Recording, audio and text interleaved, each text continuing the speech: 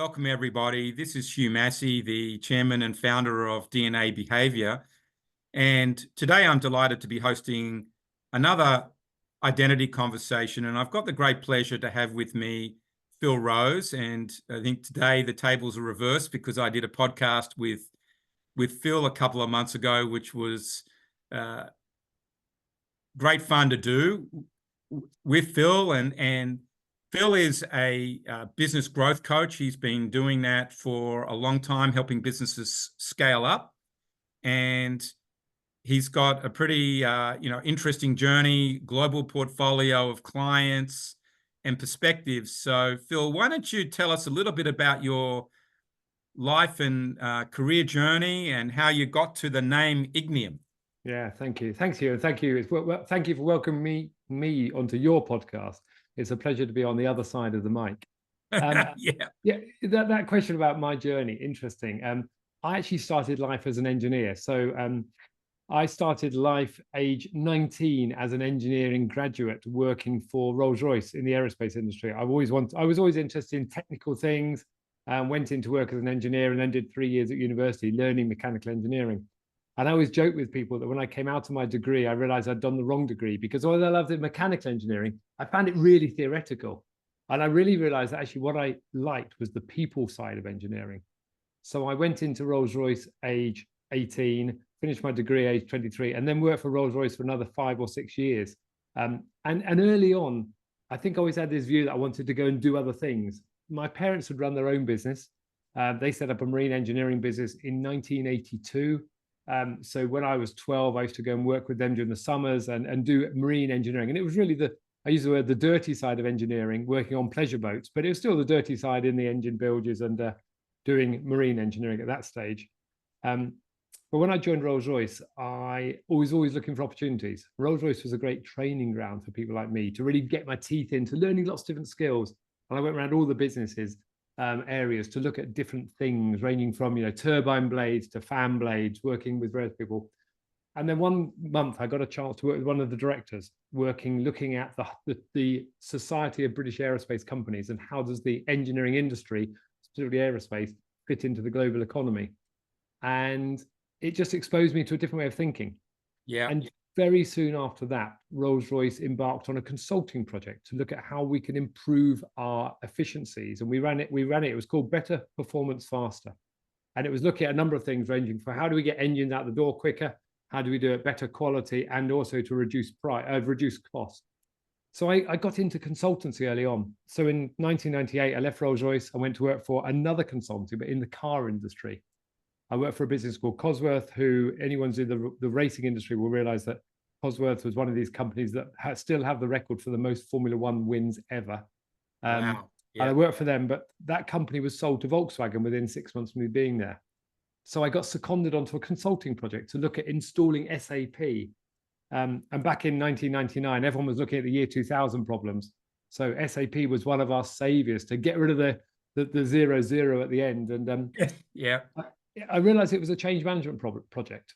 So I ended up working on this for a number of months, looking at how we could solve the problem of the year 2000 and install new software. But I think putting that behind me, I went to do an MBA in 2000 and learned an awful lot about myself then. And it gave me the confidence to step out of corporate world. And I realized actually what I wanted to do is go and run my own business because my parents had set up theirs back in 1982. And I always had this idea of running my own. So I started looking at how I could import electrical products from China, bringing in products into the UK. And I created a business called Bright Technology. And Bright Technology failed. It failed because at that time, nobody had these things. Nobody had smartphones. And I was buying in little things with tiny 1 inch by 1.5 inch screens. And I realized that the technology wasn't good enough. So I ended up with a garage load of technology that wasn't any good. People wouldn't buy. And long story short, I then decided actually what I really enjoyed was this consultancy and this people side. So I moved into a consultancy mode and set up my own business consultancy called Malabar Consulting. And Malabar in 2004 was all around helping people as a consultant. I didn't know the word coaching at that time. I was a consultant. But I soon realized what I was doing. My friend Neil Kane invited me to come and train his team. And I said, well, I don't know anything about training, but what I did, I took all my MBA notes and distilled them down into a training course, which lasted a year. And in between each training module, as I called it, I'd meet people in hotels and have a conversation about how's it going. And I realized fairly soon what I was doing was this thing called coaching. And I realized actually what I was better at was coaching rather than consulting. Consulting was about tell. I was very much around about asking questions. So the long story is, the next 20 years, I've developed my coaching ability on the back of that. I've done lots of other projects as well, but coaching has been the overriding thing that's gone through all of that to get me where I am today. So Malabar exists as a one-man band business from 2004. But in 2018, I teamed up with a partner who I actually first met in 2006 or 7 as a training consultant at Deloitte. And we formed a business called Ignium. And Ignium was this confluence of two things. It was confluence of strategy work, which is what I'd done as a coach, and people, which Kerry, my business partner, does. So we've really combined the two together. And we formed Ignium because we had a vision that actually what businesses need was more purpose-led choices in the business to engage their teams. And I always talk about the fact that businesses are either commercial or cultural. And I said, actually, commercial too, it's commercial and cultural. And if you get the most successful businesses, they've got this element of building a really good culture that engages people. And you get the real brilliant commercial results as a result of that. But if you just go for commercial, I would say revenue's up, cost down, it's easy, but it's not a nice place to work. So I want to work on the other side, which is build the culture, help people really feel engaged in the team, and then they're going to give your best work. And they're going to come to work with their blood, sweat, and tears, not just for your money. And that's what Ignium is all about. Yeah, I think, Phil, sort of getting on that point a little bit, what a lot of leaders don't understand is that if you do build a strong relationship engagement culture, that profits do increase. Yeah. And the research study I was mentioning to you before we started having this conversation online actually proved that point out. Okay. Yeah, interesting. Because I think that a lot of leaders want to believe that's true, but don't believe, but it's been something that's not been measurable for them. Therefore, that's easy to bypass. Yeah. But it's so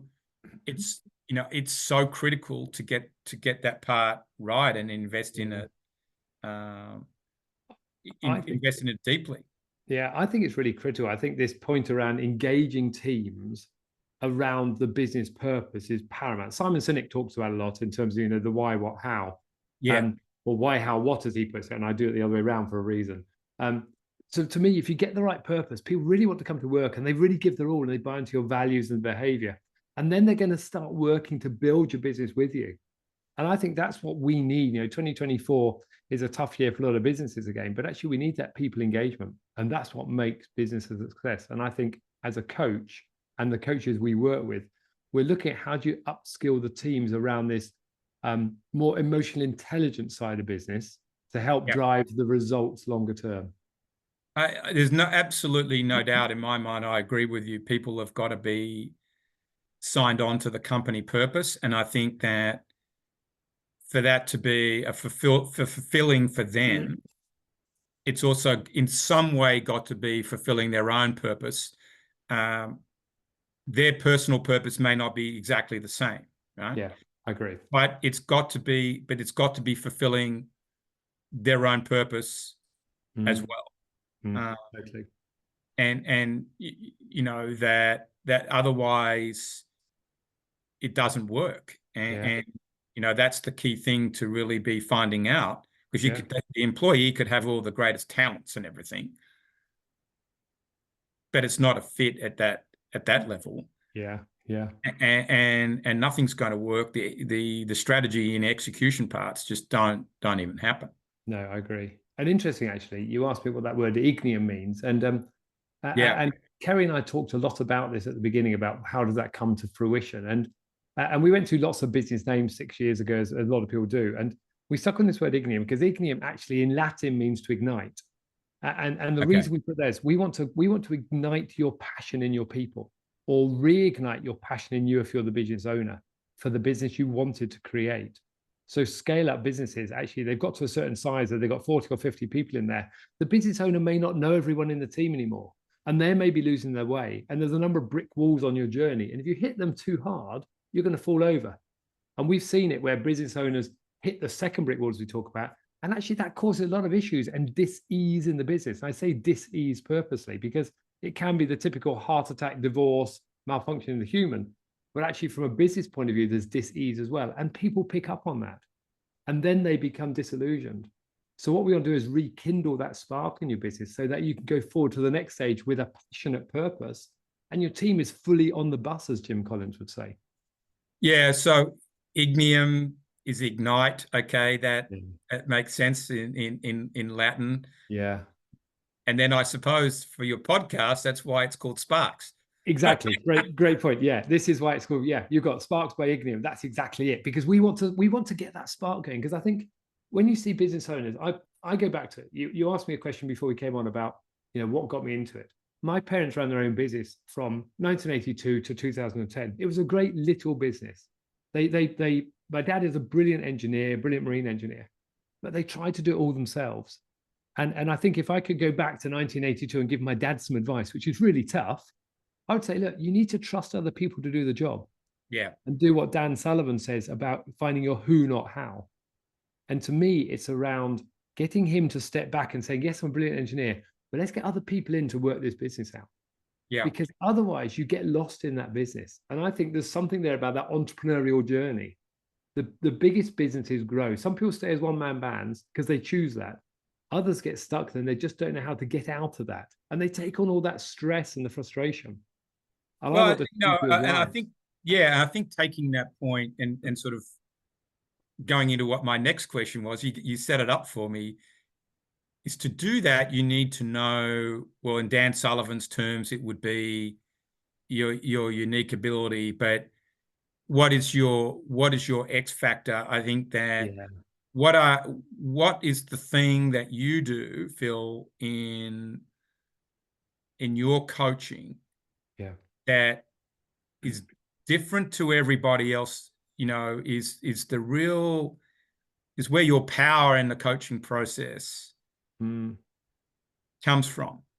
Because I think that's what then makes you so successful at what you're doing. And I think, if you translate that to other business owners, if they can identify what that is, then they can hire everybody else to do all the other tasks on a progressive basis.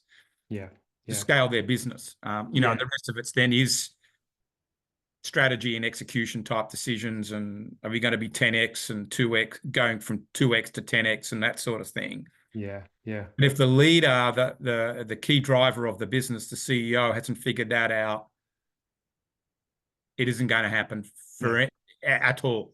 Doesn't matter how good the people are around or how good the product is, service doesn't happen. But for you, because I think this is also part of us, working on your identity, what's your X factor that you bring to the table that people time and time again want to, re-engage with you, et cetera, et cetera? Yeah, really good question. And you asked me this before, and it gave me time to think on this. And I think, interesting, I say time to think, because I think my X factor is two things. I did another coaching qualification back in 2015 or 16. And in my thesis for that, I talked about the fact that it is about time to think. It's giving business owners time out of the business. A lot of business owners or business leaders or entrepreneurs don't ever give themselves time. They're too busy doing what they do. So I give them that time and I give them that space. And Nancy Klein wrote a book around this a while back. And I think for me, it's giving them that. But what I do to enable that is build that relationship up front. I'm very much around helping people move themselves forwards, and they come to me as a coach for a number of reasons. And the key one when I ask them, it's about giving them clarity around what they need to be doing. But as a coach, what I realize is that the difference between me as a consultant was, I thought I had to have all the answers. And as an engineer, I was always paid for the answers I gave, because otherwise planes fell out of the sky. And I say that not flippantly, but that's how it happened. Whereas as a coach, I just need to know the great questions. I just have to ask people questions, and therefore I have to set up the feeling and the trust within the team, with the individual, so they're willing to just go deep.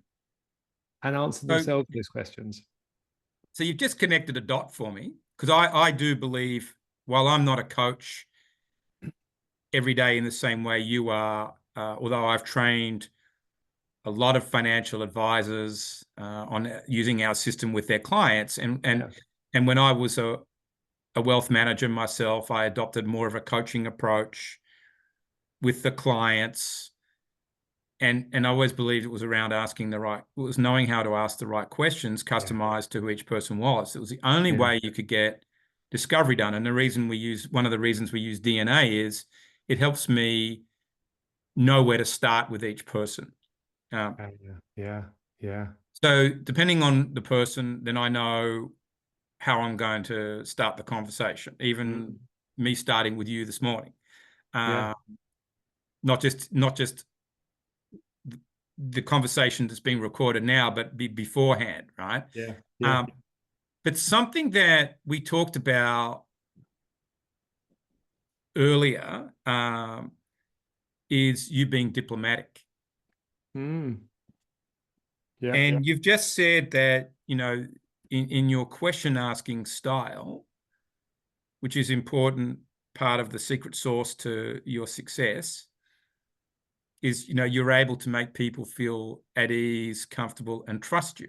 And so do you think your diplomatic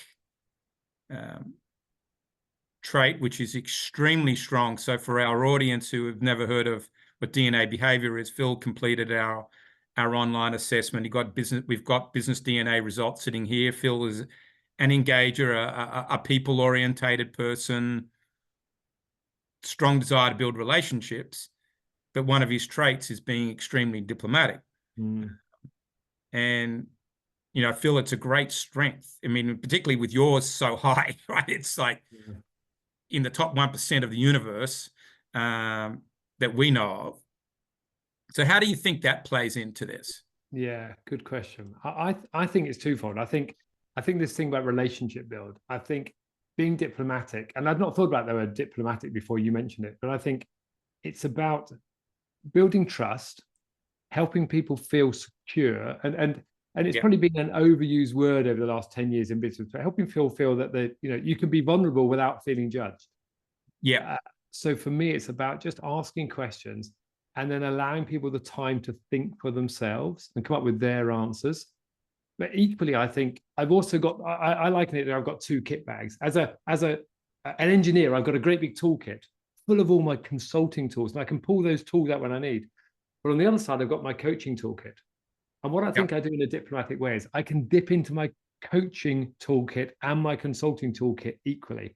And if I need to bring out a consulting tool, I can bring that out and say, hey, here's something I'm thinking about, and I can try it on for size. And if it doesn't work, hey, we just discard that tool. But we can then bring it on a coaching way. And I think that's probably about the diplomacy to be able to do that. And I've, again, not thought about that word before. But I think well, in a way, what you're not doing is you're not ramming it down someone's throat. Yeah, very good point. That's exactly it. It's about trying it on. It's about coaching. It's about enabling people. And I use that word non-judgment. I think in coaching, a lot of people use that word non-judgmental. We have to be non-judgmental. People tell me stuff they'd never tell other people. I have CEOs working with me who tell me things they've never told their partners, their wives, or their shareholders, or their chairman. And if their shareholders find out, they would probably lose value in their businesses.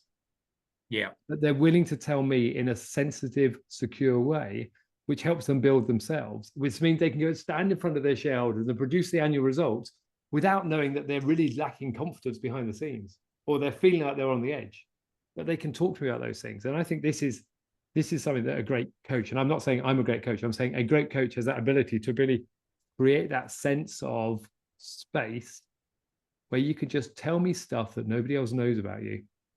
And I'm happy to listen, and I'll reflect it back to you, and I'll reflect it back in the mirror so you can see what's going on, and you can learn from it. So it's being very approachable in the process. And supportive to help the person. At the end of the day, you want to help the person win. Exactly. Yes. That's what it's about. Help them win, help them grow the value of their business. And I always say it, help them achieve the value of their lifetime's work. If I can help you sell your business for 10 times what it's worth today, My work's done. You can go and live happily ever after, which probably means as an entrepreneur, you're going to just create the next business, but you're going to have the money in your pocket to go and do it. And that's the key to this. It's about realizing what you're worth as an individual. So let's say that, you know, being diplomatic, knowing how to, you know, ask questions in a sensitive way that draws the person out to share the deeper things that are going on that might actually be the real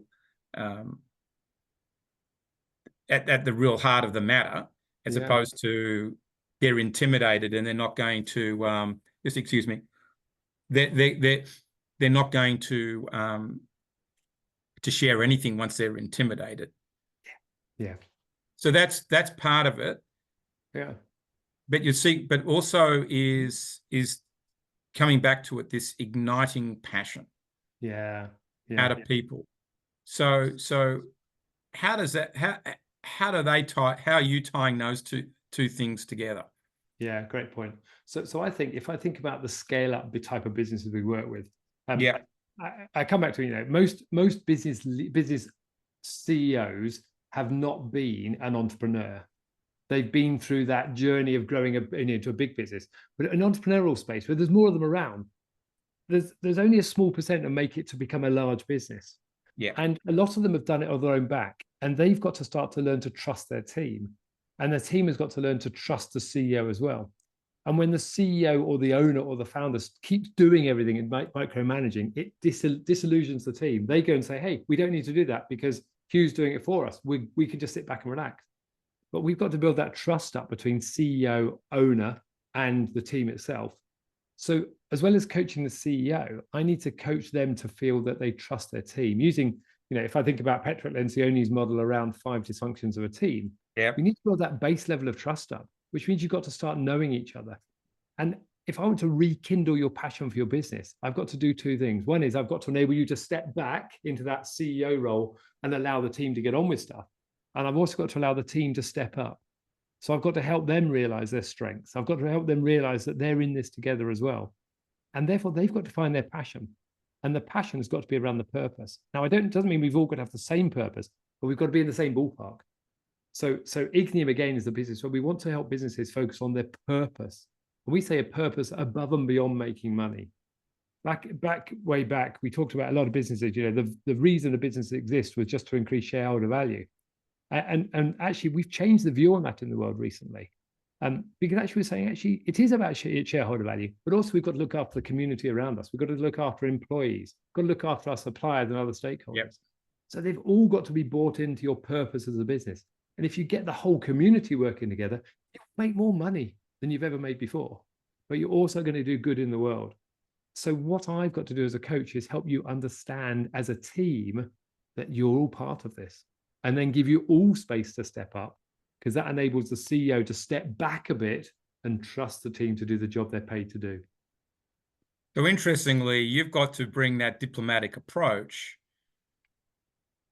to every team member as well, because if you upset one or don't connect with one in that process, which would probably happen if you were a bulldog, you would no doubt upset somebody in the team. I mean, I know enough about these personality styles to know what happens.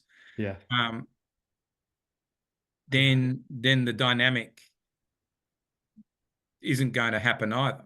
You're going to get that clash. You get that clash between 2 people, and I think it's that style approach. So you're right. I have to be diplomatic to enable to do it.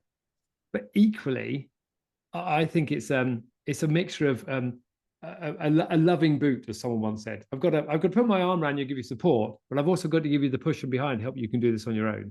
It's a bit like raising children, I think. You can't always be around your kids doing everything for them. At some stage, you've got to push them and say, hey, you've got to fly the nest now. It's up to you. Yeah.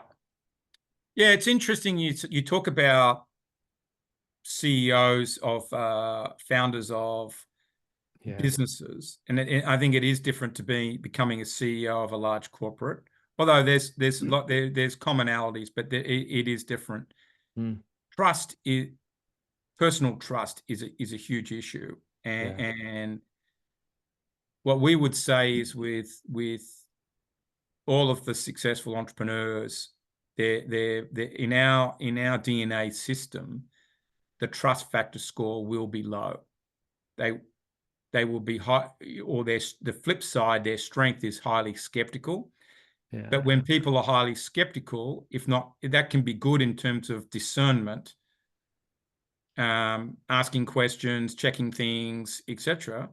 But you can see it can quickly go to over control, being too exacting, not friendly or approachable. And that's really the crux of the problem, I think, there that you're talking about, which doesn't let people in. And they might not even share what their deeper passion is, which doesn't let people in. But, to Lencioni's 5 dysfunctions of a team model, which I do subscribe to, the issue is that everybody's coming to the table with a different inherent level of trust. Yes. Which is started from early in life. Yeah. And life events and DNA and whatnot. That's all got to be understood. And I think that's that's easy to bypass. Yeah. Yeah. Really interesting, actually. But when you think about those life events, I think, for me growing up, my parents started their business when I was 12. And I think as a 12-year-old, I had a view on the world at that stage. And my father had worked in small business in boat yards at that time. So I'd always been around boats and boat yards and seeing that smaller side. But as a 12-year-old, to suddenly see them go and run their own business, that was inspiring. But when I look back on it, and think about the risks they were taking at that time, and the fact, effectively, my dad had to trust other people to do the job as good as him. Now he's a perfectionist in what he does. He's built boats. He's a craftsman as an engineer, and he was very unwilling sometimes to let go and trust other people to do it because he was worried about what the impact would be on the customers. Yep, yep, and that would be a concern. That's a concern of everyone, and that's that then comes down to how do you design your product, service. Because no one's going to be you, right? They can't be, and so that's the magic problem to be solved. Actually, yeah, it is. At the end of the day, yeah. But Phil, if we sort of move towards wrapping up, in terms of your identity, in how you've got a the life journey is very interesting from. Which I actually enjoyed hearing about, being, a mechanical engineer working at Rolls-Royce. You build a great connection with one of the directors. And I do believe relationships are at the end of the day what make life, and that got you into the consulting career. Yeah, yeah. And you sort of got your bag of consulting tools, and you got your engineering mind, in tucked away in the other bag, and you're bringing all those things together. But how do we?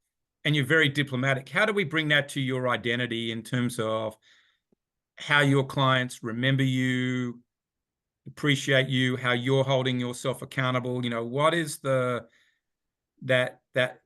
higher place in a way that the world's going to remember the Phil Rose, business growth, scale up, coaching by?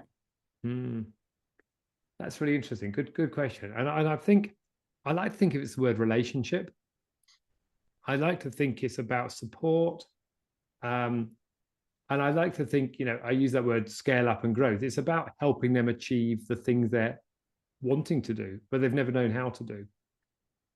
Yeah. A lot of the people I've worked with for many years. And I always say to them every year, hang on, I don't want you to become dependent on me. So I give them a chance to get away, so to speak. Yeah. They say, hey, this is part of it. So it's building that relationship. So I think it really is around relationship. And ultimately, they know the value of their business is growing because the people want to work in their business and do more for them. And they will lose people along the way with working with me, because those people choose to not be part of that business because it's not the business they wanted to be in. And that's a good thing. But they then attract the right people to their business. So it's about them building the right relationships. And once they build the right relationships, their business can thrive. Their relationships can thrive internally and externally. So I So think the would you word is say, relationship. so you might have given me the hint there. If we said you're, for example, an igniter of the right relationships. Yeah, I think that's, yeah, ignited. Yeah, I spark that. I'm the ignition. Yeah. Um, So you spark the right relationships. yeah, I think that sums it up actually. Yeah, spark the relationship. You know, every fire needs a spark at the beginning. Um, It's and I interesting think that you've got that those is terms igniting. actually, given you're an engineer. I must be slow off the mark, but they're very relational words really but I can see the engineer in you in them as well. Yeah, yeah. And actually, at the end of the day, you know, at the end of the day, that's what we do. We engineering's there, and I think, you know, I still love cars, and I think about, you know, my history. I've worked with planes, boats, and cars, and I love doing that. And they've all got that engineering piece to them. And I think what I realize is, as an engineer, I was great with dealing with tools and electric things and mechanical things and made things work. And a lot of that is, you know, there was a system, but nobody ever looked at upgrading the software on humans. Whereas what I do is that upgrade to human software, which is that relationship. And that's about recreating that spark in the human to drive the business forwards. And that's what I love doing. Yeah, I think, you know, something we could talk about another day that I've learned to bring into that exact conversation, because I think you're right. You know, it is about the human software Yeah, yeah, yeah, is the heart, and in actual fact, helping people project the right heart coherence, yeah. I and love how that. you can get CEOs to do that, because if they Yeah, can bring the right heart and project that to their team, yeah, yeah, that'll unlock many barriers. yeah. Love that. I think that's a The really heart, the powerful heart in a concept. way isn't just the pump that pushes the blood around your body. Um, it's more than that. Mm, mm. I think that's a really powerful thing, actually. And I think Your sometimes energy we forget that. source, the energy, the electromagnetic forces that come off the heart are enormous, and in terms of the distance they go, the heart is more signals go up from the heart to the brain than they go down, Wow. uh, by a very big ratio. And you know, I could go on with I mean, this has been known actually pre the Bible, right? But I don't think in today's world we've done enough with it, and it's sort of been an amazing, as I've done more and more work on energy, you know, as Yeah, a corollary to behavior. That's where I've got to, yeah. and I think that's really, even though you may not be using those terms, it is what you're doing. That's interesting. Yeah, interesting. Really fascinating, actually. I've not thought of it from that perspective. And that's something I probably need to go and look at a bit more. I'd heard of that before, but not thought about it for a long time. Well, go if you. I can send you a paper on it, or you can go and look at the Heart Math Institute. Ah, yeah. Okay. Yeah. So it's not cuckoo. It's science based. Yeah. Um, I have looked at the heart math a number of times before, actually. And it's really interesting when you look at that, actually. You rekindled that for me again. I've not looked at it for a few years, so I will go and check that out. And interesting, I think that's the key, I think, for looking at what I do. I have to build that connection with the person I'm working with. And it's that human connection. And I yeah, think when we get that human connection in business, businesses start to fly. Otherwise, we're battling all the time. And I think actually, from a world point of view, we all need a bit more of that heart connection, and that would yeah, change the world quite considerably. yeah. I mean, you can. It's long. I believe you can change the course of most relationships by changing your heart towards the other person. But there's probably a level where, you know, in some cases, that may never happen, or it Yeah, needs a long, long time gap. yeah, Um, yeah, yeah, but if it's going to change, you can do it energetically. It doesn't need an exchange of words. yeah, yeah. I like that. That's really interesting. Yeah, yeah. That's Anyway, powerful. Bill, just as we wrap up, is there anything else that you'd like to share with our listeners? Any last word of, you know, your coaching wisdom? Yeah. Well, do you know, it's interesting. I think You've got a great style there, and what I love about the DNA profiling. I was lucky enough to be across at Harvard 2 weeks ago, and I had a chance to go around the MIT museum, and just looking at that DNA and how DNA has been developed since it was originally found, so to speak, by Crick and Watson. And just looking at what you're doing with it, I think is really interesting, because it gets to the heart of what the matter is. Yeah. So if we all could know this early on, a bit like all personality profiling, to say, okay, what is it about me? And then how can I reflect that and use that to my ability and work with people on it? So I love this process of really getting to the natural basis of who we are. I think we could all develop. And a bit like the way DNA can be modified now in genetically modification. I think actually with the DNA, if we want to understand who we are, it's not so much modifying, but it's about just understanding how other people might operate and then modifying our behavior to work with them as well. So Bingo. that's what this brings to me. Bingo. Absolutely. If you know your starting point, then you can make whatever modification in you is needed for whoever you're dealing with. And if you know theirs, you can adapt. That's it. And there's no reason for people to go out there and try and rewire themselves, in a complete sense. Yeah. But we've all got strengths that sometimes don't need to be brought to the table, and other times they do. Yeah. I think it's powerful. So yeah, really interesting. I love the process. A really interesting process. Well, fantastic, Phil. So great to spend time with you.